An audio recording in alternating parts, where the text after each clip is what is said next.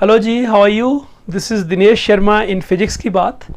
आज की बात हम शुरू करेंगे एक बहुत ही इंटरेस्टिंग कॉन्सेप्ट जिसका नाम है कोरोना डिस्चार्ज, और इसका यूज़ करते हुए हम फिर वेन डी ग्राफ जनरेटर की वर्किंग को समझने की कोशिश करेंगे कि किस तरह एक मशीन को हम समझ पाते हैं जिसमें बहुत ही ज़्यादा पोटेंशियल, मिलियंस ऑफ वोल्ट का पोटेंशियल हम प्रोड्यूस कर पाते हैं। तो शुरुआत करते हैं, what do you mean by corona discharge. मान लेते हैं हमारे पास एक स्फेयर है कोई, राइट, और स्फेयर का रेडियस हमें पता हो, if sphere radius is r and say q charge is given to this radius, can we say what is potential? Yes, this is kq by r, पढ़ा है हमने। अब मान लेते हैं हम इस स्फेयर को एक और स्फेयर के साथ लिंक कर देते हैं, राइट, अभी चार्ज नहीं दिया है, this is r1 and say this is r2, so that means radii are different, so r1 is more than r2। और इस सिस्टम को हम यदि एक वायर के साथ जोड़ देते हैं, जैसे कंडक्टिंग वायर, अब जैसे मर्जी लगाना चाहें आप एक कंडक्टिंग वायर को शो कर दीजिएगा यहाँ पर। So when this conducting wire is connected and we give a charge to this system, this charge is Q. तो पहली बात तो ये है कि क्या इन दोनों पे चार्ज सेम जाएगा या चार्ज डिफरेंट होगा। तो हो सकता है रैंडमली क्या लिखते हैं, मान लें कि यहाँ Q1 charge is residing on the surface of first sphere and Q2 charge is residing on the surface of second sphere. Okay, तो यहाँ पर कितना पोटेंशियल हुआ, इसको V1 कह लें। तो V1 होना चाहिए, दिस इज 1/4πε0, जिसको हम Q कह रहे हैं। Charge is Q1/R1, right, centre है ये, और R1 रेडियस है, this is V1। And what is V2? So V2 होना चाहिए, this is 1/4πε0, and how much charge is there on the surface? This charge is Q2 and divided by radius is R2, is it? ये V1 और ये V2 है, लेकिन क्योंकि the system is connected with this connecting wire, therefore V1 should be equal to V2, is it? क्योंकि एक ही system है, ये कनेक्टेड सिस्टम है, तो V1 should be equal to V2, that means this should be equal to this. So should I write that 1/4πε0, this is Q1 divided by R1, should be equal to 1/4πε0 Q2 divided by R2, right? Okay, अब जरा इसको हम surface charge density के साथ link करते हैं कि how we can relate this the surface charge density. तो एक काम करते हैं, Q1 को ना यहाँ हम R1 से ही मल्टीप्लाई और R1 से डिवाइड करते हैं, ऊपर आगे R1 और नीचे R1 स्क्वायर आ गया। इज इट, हमने लेफ्ट हैंड साइड में R1 से मल्टीप्लाई यहाँ भी कर दिया, यहाँ भी कर दिया, और यहाँ पे this is Q2 divided bye 4πε0 R2 था ये, यहाँ R2 से मल्टीप्लाई किया तो स्क्वायर हो गया और ऊपर R2 हो गया। तो राइट हैंड साइड में हमने R2 से ही मल्टीप्लाई किया और R2 से ही डिवाइड कर दिया। अब यहाँ पे ये दोनों कट जाते हैं and we are left with Q1 divided by this is 4πr1 square into R1 and this is equal to Q2 divided by 4πr2 square into R2। Now what is this? This is charge on the area, unit area. तो कोई भी हमारा एक sphere था जिसका radius R1 था, charge Q1 था, so this is called surface charge density on the first sphere, σ1 R1, and this is equal to σ2 into R2, is it? And if we write it in some other form, what we can write here, we can write that σ1 divided by σ2 is equal to R2 divided by R1. That means surface charge density is inversely proportional to radius for keeping the potential same. ये तब होगा जब potential same होगा, ऐसे हर कहीं नहीं होगा, right? यदि सिस्टम के ऊपर आपको potential same अपने मेंटेन कैसे किया, कनेक्शन देके।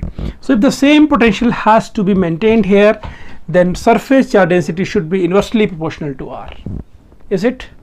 अब इसको हम यदि एक और ढंग से देखें इसी चीज़ को, तो इसका मतलब ये हुआ कि यदि ये दोनों स्फेयर थे हमारे पास, ये फर्स्ट स्फेयर था और ये सेकंड स्फेयर था, और इनको हमने कनेक्टिंग वायर से लिंक किया था, तो जिसका रेडियस ज़्यादा था, right, here R1 is more than R2, that mean वहाँ पे सरफेस चार्ज डेंसिटी कम थी, तो यहाँ पर सरफेस चार्ज डेंसिटी कम थी, राइट, और दूसरे वाले केस में जो छोटा स्फेयर था वहाँ पर सरफेस चार्ज डेंसिटी ज़्यादा थी।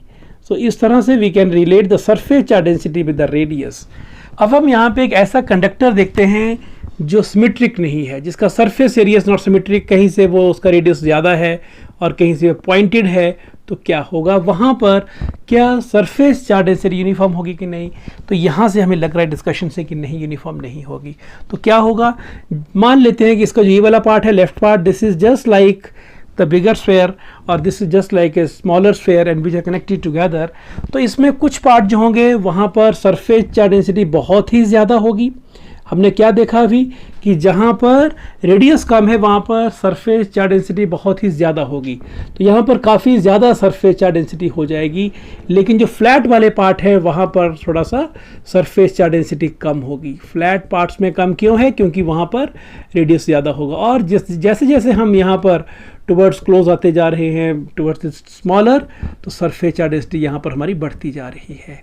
इज इट, दैट मीन यहाँ पर सरफेस चार्ज डेंसिटी ज़्यादा है और यहाँ पे सरफेस चार्ज डेंसिटी कम है। Here sigma is more, right. Why it is more, we have done it, and here sigma is less. अब किसी भी स्फेयर के सरफेस के ऊपर, किसी भी फ्लैट सरफेस या इस तरह का सरफेस है, वहाँ पे इलेक्ट्रिक फील्ड कितना होता है, we know it well, this is sigma by epsilon naught, this is value of electric field. So जहाँ पर सिग्मा ज़्यादा होगा वहाँ पर इलेक्ट्रिक फील्ड भी ज़्यादा होगा। तो यहाँ पर इलेक्ट्रिक फील्ड ज़्यादा होगा, लेकिन इन पार्ट्स में इलेक्ट्रिक फील्ड कम होगा। यहाँ कम है, यहाँ और ज़्यादा, यहाँ बहुत ज़्यादा हुआ, तो इलेक्ट्रिक फील्ड यहाँ पे ज़्यादा होगा।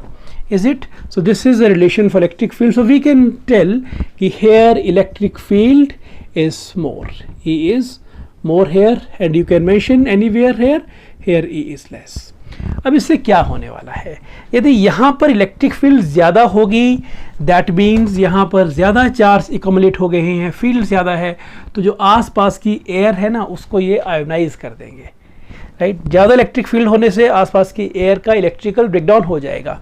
और ये वाली जो एयर है, यदि हम फिर से बात करते हैं, ये मैं इसको जरा मिटा रहा हूँ मैं, जब ये एयर आयोनाइज होगी तो उसका जो नेगेटिव वाला पार्ट है वो इस तरफ आएगा, राइट, एंड पॉजिटिव वाला part, that will positive charge that will repelled away. तो नेगेटिव जब यहाँ पर आएगा तो ये क्या करेगा, ये इसको न्यूट्रलाइज करने की कोशिश करेगा। So this will be neutralised and positive charge will be going away. यहाँ से और एयर आएगी, उसका भी ऐसा होगा, तो क्या होगा, ये न्यूट्रलाइज होता रहेगा और पॉजिटिव चार्ज वहाँ जाते रह रहे। दैट मीन्स हम सीधा कहें कि पॉजिटिव चार्ज का लीकेज हो रहा है, यहाँ से सीधा पॉजिटिव चार्ज यहाँ पहुँच जा रहा है। तो इस तरह से at the pointed ends there is leakage of the charges, right. जो भी पॉइंटेड, मान लो कि बिल्कुल ऐसा हो जाए, पॉइंटेड हो जाए, तो वहाँ पे तो सरफेस चार्ज डेंसिटी काफ़ी ज़्यादा हो जाएगी, क्योंकि उसका रेडियस तो बहुत ही कम हो गया, रेडियस ऑलमोस्ट जीरो, तो वहाँ पर सरफेस चार्ज डेंसिटी बहुत ज़्यादा हो जाएगी। दैट मीन्स पॉइंटेड एंड्स के ऊपर सराउंडिंग एयर का जो इलेक्ट्रिकल ब्रेकडाउन है बड़ा फास्ट होगा, और जितना फास्ट होगा ऑब्वियसली उतना ही चार्ज का लीकेज ज़्यादा होगा। So we can conclude that at the pointed ends, अब मान लेते हैं कि कोई इस तरह का मैं लेता हूँ, कोई कंडक्टर ऐसा है, राइट, तो दिस इज वन कंडक्टर, तो इन एंड्स के ऊपर जब चार्ज देंगे, चार्ज स्प्रे करेंगे, तो यहाँ से इसका लीकेज ज़्यादा होगा इन जगहों से, राइट। यहाँ पे लीकेज कम होगा, यहाँ लीकेज ज़्यादा होगा, राइट। कुछ ऐसा है मान लीजिए, तो यहाँ पर बिल्कुल कम होगा, यहाँ कुछ ज़्यादा होगा, लेकिन यहाँ बहुत ज़्यादा होगा। So this is how we can tell कि how the surface charge density is related to radius and how does it result into the discharge. So this discharge, this leakage of charges, which is just a visible glow, this is called the corona discharge, and this is the basic principle of Venn digraph generator जो अभी हम करने वाले हैं। लेकिन उसके अलावा एक और प्रिंसिपल भी है Venn digraph generator का, उसको भी समझ लिया जाए।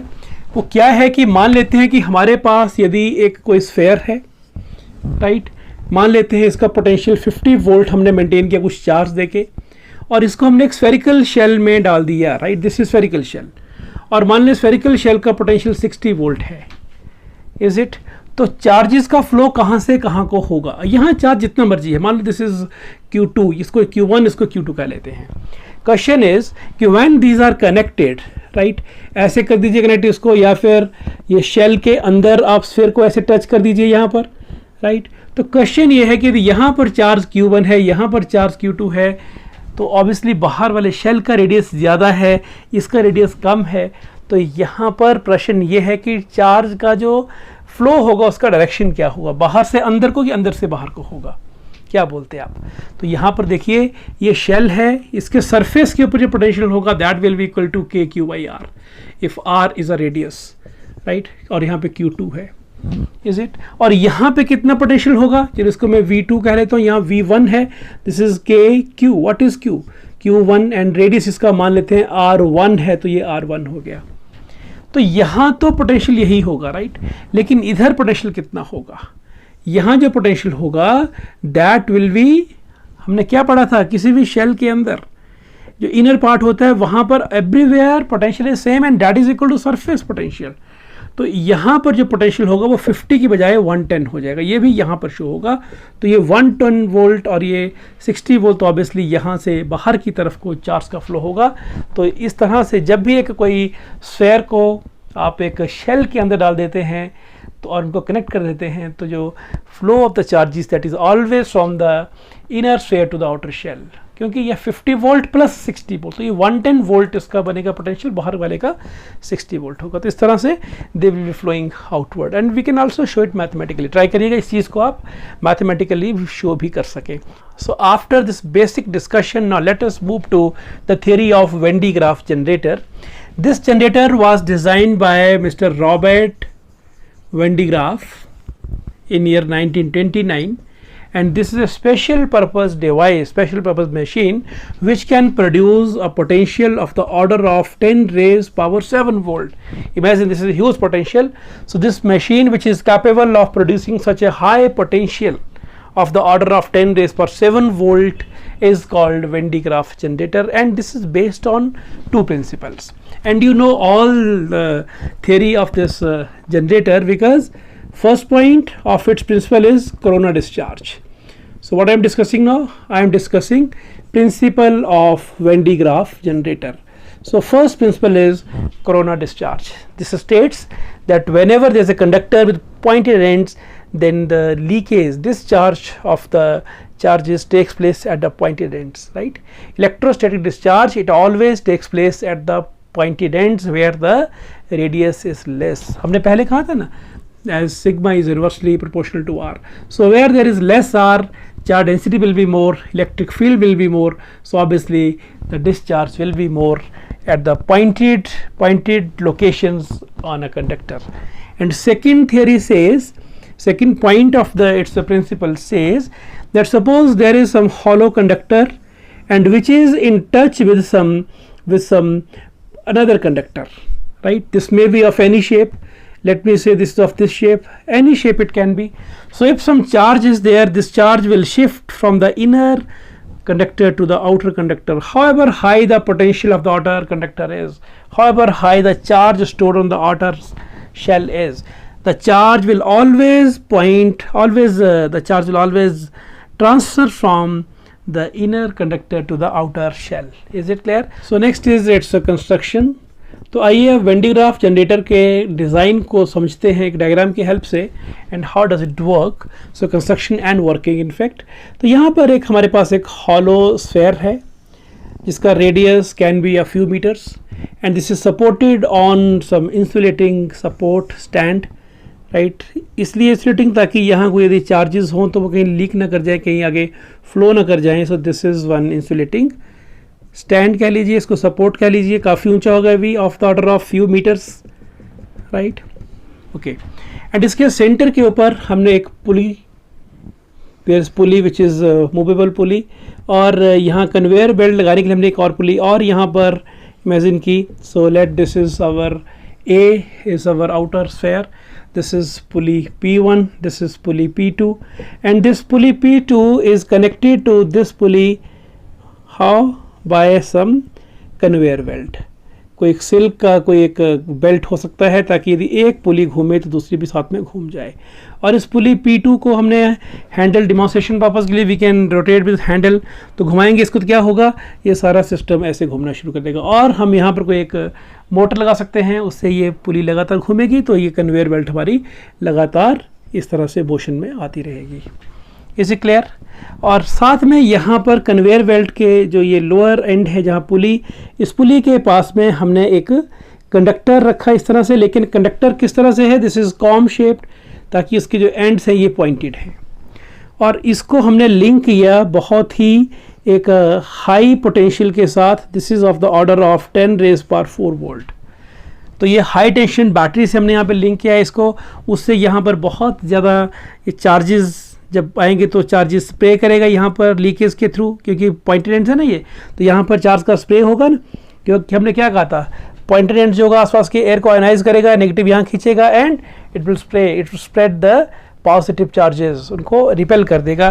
तो positive charges will be coming here, यहाँ आना शुरू करेंगे और इस बेल्ट के साथ ऊपर जाएंगे। वो जब यहाँ पहुँचे तो यहाँ हमने कुछ ऐसा डिज़ाइन बना रखा है कि यहाँ पर एक और कंडक्टर है, उसका भी ये कॉम शेप का ही कुछ यहाँ पर कंस्ट्रक्शन है एंड इसको लिंक किया, कनेक्ट किया है। वही जो हमने अभी प्रिंसिपल में सेकंड पॉइंट किया था, क्या कहा था कि कोई हॉलो कंडक्टर हो और उसके अंदर कोई हम एक कंडक्टर को उससे लिंक कर देते हैं, तो हमने ऐसा ही कंडक्टर यहाँ पे लिंक किया, लेकिन इस कंडक्टर को में हमने कैसा बना दिया, this conductor is also with pointed ends.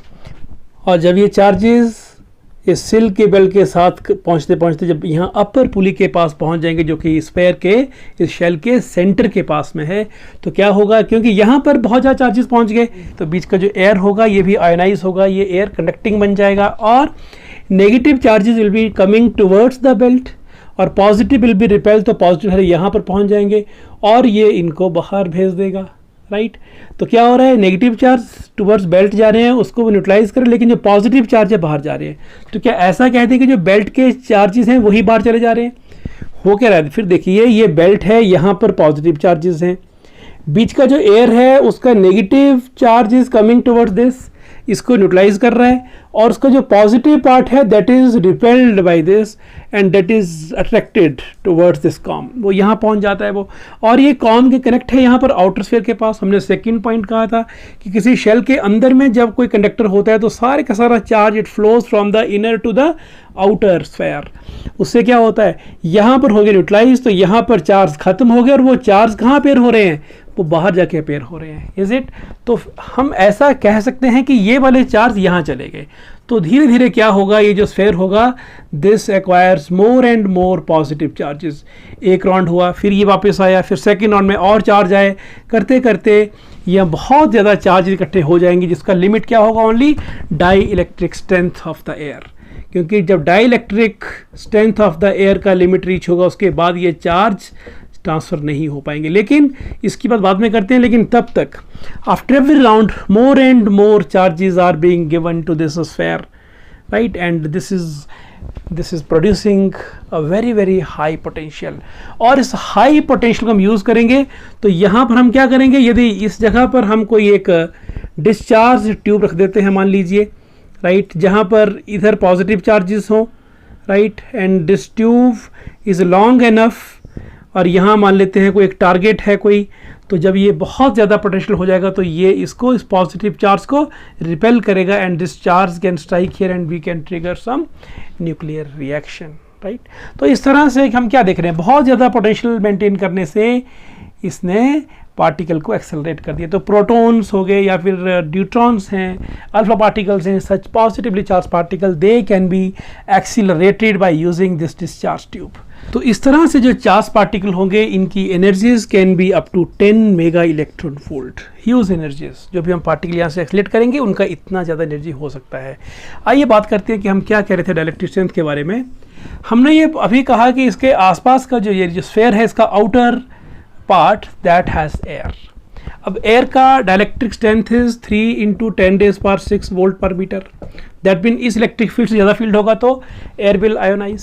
तो फिर क्या होगा, फिर हम ये चार्जेस का लीकेज शुरू हो जाएगा, उसके बाद तो हम और चार्ज ट्रांसफ़र नहीं कर पाएंगे, तो पोटेंशियल जो होगा वो बहुत ज़्यादा आगे रेज नहीं कर पाएगा। हम इसके साथ करते हैं तो this is this much volt पर मीटर, यानी 1 मीटर हम रेडियस का यदि स्फीयर लेते हैं तो what is electric field in that case and or what is potential in that case, potential will be 3 × 10⁻⁶ volt, because V is equal to ED, where E is equal to 1/4πε0, this is Q by R square, and what is V? V is equal to KQ by R, right? तो यहाँ से हम क्या देख रहे हैं कि यदि 1 मीटर रेडियस का स्फीयर लेते हैं तो उसके ऊपर सिर्फ इतना पोटेंशियल सेटअप हो पाएगा। तो इसका सोल्यूशन क्या है कि इस जो हमारा शेल है इसके बाहर हम एक इवैक्यूएटेड चैम्बर से इसको हम ढक देते हैं, then we can also get rid of this problem. So this is all regarding Van de Graaff generator. I hope the idea is clear to you. इसके ऊपर कुछ थ्योरेटिकल क्वेश्चंस, कुछ रीजनिंग क्वेश्चन आपके CBSE बोर्ड के लिए या state boards के लिए हो सकते हैं। Work on those questions. If any problem is there, you can always consult. Thank you.